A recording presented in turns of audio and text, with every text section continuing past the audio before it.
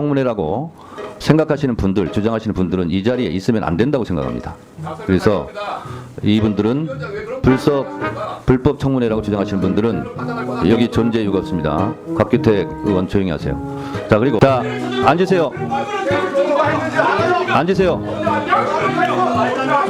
앉으세요. 앉으세요. 앉으세요. 앉으세요. 앉으세요. 앉으세요. 앉으세요. 자, 앉으세요. 자, 앉으세요. 민주당이 용팔이 폭력 전당대회를 한 30년 전에 했습니다. 그런데 이제 집권 여당이 전수받아가지고 가파리 폭력 전당대회를 하는 것을 보고 우리 정치권이 이렇게 돼서 되겠는가? 증언은 하되 증인 선서는 거부하겠습니다. 현재 증인은 여러 수사기관의 건과 관련해서 수사기관에 거듭된 사실관계 및 법리 판단으로 공소제기 및 공소제기를 당할 위험성이 남아있는 상황. 마침 유상범 의원님인가요? 네, 의원님께서 그 말씀을 하셨으니 제가 오늘 그러면 의결로 저를 증인으로 변경해 주시기를 요청드립니다. 저는 당당하게 선서하고 사실을 말씀드리겠습니다. 네, 알겠습니다. 감사합니다. 예, 있어요 없어요? 그것만 있습니다. 예, 그러면 알려주도록 하십시오. 근데 기억하지 못하고 있습니다. 자, 그러면 참 아주 특이한 분을 만납니다. 자, 됐습니다. 어디서 운전합니까? 그건 말씀드릴 수 없습니다. 말 못하는 자가 범인이에요. 그렇지 않습니다. 말 제가 못하는 자가 답변드리겠습니다. 범인이에요. 그렇지 않습니다. 자, 대통령에게 전화 3번 받았죠. 새빨간 거짓말입니다. 그 증거를 인멸하는 사람이 어떻게 수사관한테 검사한테 나는 문제를 다 지운다 이런 얘기를 하겠습니까? 전후관련 설명을 드리면 새빨간 거짓말입니다. 자, 새빨간 거짓말을 구속영장에 쓸 수 있는 그 칸은 거짓말한 적 없습니다. 얼마나 부었길래 그런 칸이 부어서 그런 거짓말 구속영장을 쓰죠? 거짓말한 적 없습니다. 선서!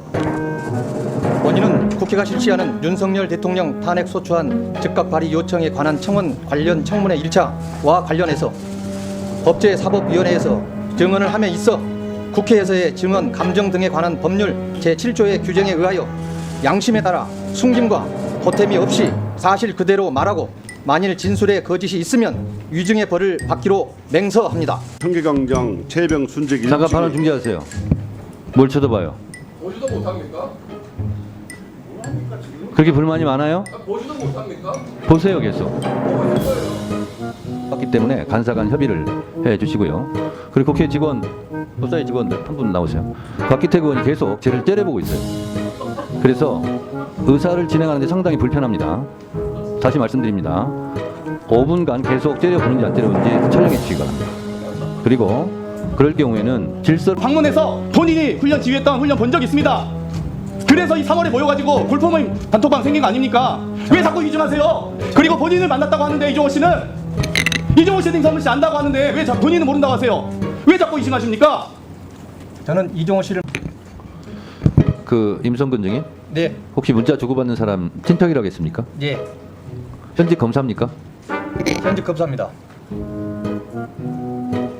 들에게 전화를 직접 할 수 있는 사람, 저는 대통령밖에 안 떠오릅니다. 대통령 전화 받은 거 맞아요, 아니에요?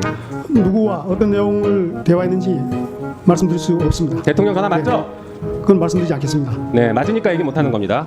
인적 보류시켰어요. 이거 얼마나 급했어요? 이때 본인 당황했습니까? 겁 먹었습니까? 당황하고 겁먹은 적 없습니다. 그럼 왜 이렇게 빨리 지시했어요? 원래 제가 군사보좌라고 국민의힘이 불만 있는 걸 알겠어요. 불만성 청문회는 될 수 있어도 불법성 청문회는 절대 아닙니다. 제가 국회법에 대해서 몇 번을 설명하냐고요.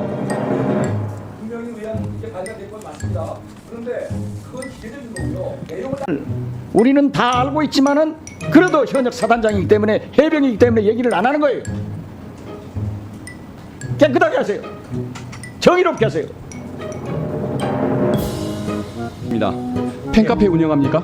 팬카페 운영 안 합니다. 그러면은 본인의 자꾸 손을 드시는데 잠깐 발언 때문에 나오세요. 잠깐 2분간 시간 드리겠습니다. 말씀하세요. 최초에 고체 해병이 발견되면 변사자가 발견됩니다. 여기서 먼저 이야기할 것은 수사는 수사 기록부라는 공식적인 문서가 있습니다. 거기에 연번을 적고 피의자 죄명 범죄 사실을 적었을 때 입건이라고 하고 입건 권한이 있을 때 그 명부에 적을 권한이 있을 때 수사 권한이 있다고 합니다.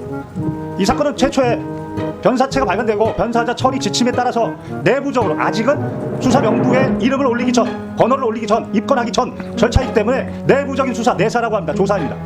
그래서 사망 원인이 무엇인가를 확인해서 그게 범죄 원인과 관련이 없으면 종결 권한을 갖습니다. 그때는 국방부 장관이 결재권도 갖고 보류권도 갖고 여러 가지 권한을 갖습니다. 그러나 사망 원인이 범죄 원인과 관련이 되면 개정된 군사보험법 2조에 따라 그리고 그 대통령령인 법원이 재판권을 가지는 군인 등의 범죄 등에 관한 수사 절차 규정 제7조 이첩 시기 지체 없이 바로 지체 없이 1000페이지에 달한 진술서, 진술조서 그리고 사진 카톡을 경북청에 보내면 되는 거였습니다. 그런데 국방부 장관이 그때 법원이 재판권을 가지는 군인 등의 범죄 등에 관한 수사 절차에 관한 훈령이라고 상위 법과 대통령에 위반되는 이첩 방식을 정했습니다. 7조에 보면 인지 통보서라고 정해놨는데 거기에 보면 정확하게 지금 인터넷에 나와 있습니다. 피의자, 죄명, 범죄 사실, 피의자는 수사기록부에 연번 전 번호를 적고 관련 내용을 적었을 때 피의자라고 하는 겁니다. 그런데 국방부 장관 명령이 이첩 방식을 피의자라고 적으라고 합니다. 수사한 것처럼 보이게 그렇게 적으라고 한 겁니다. 수사기록부에 적는 권한은 바로 경북경찰청에 있습니다. 따라서 국방부 장관의 훈령이 잘못됐기 때문에 박정훈 대령이 수사한 것처럼 보인 겁니다. 그래서 국방부 장관의 명령에 따라 8명을 적었는데 그것에 대해서 이첩을 보류하라고 했습니다. 그 부분은 지금 지시했다고 본인이 인정하고 있는데 개정된 군사보험법 2조와 대통령의 명령은 지체 없이입니다. 이첩을 보류시키고 회수하고 이첩을 보류하고 재검토하고 재이첩하고 모두 지체 없이의 반환 직무 수행에 있어서 반드시 따라야 될 기준을 위반한 직무 남용입니다. 이 부분을 이야기하고 싶었습니다. 네, 감사합니다. 수고하셨습니다.